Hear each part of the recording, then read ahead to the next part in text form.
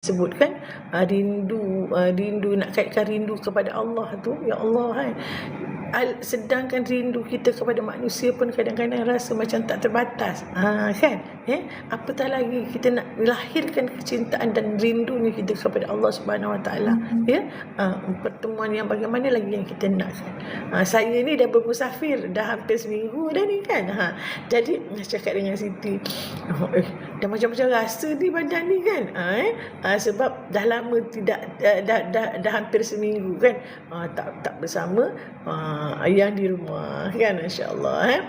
Jadi kalau kita lihat kan, simfoni itu hanyalah merupakan satu metafora. Kita nak kaitkan kan, sebab apa? Sebab kehidupan ini juga adalah ibarat sebuah simfoni.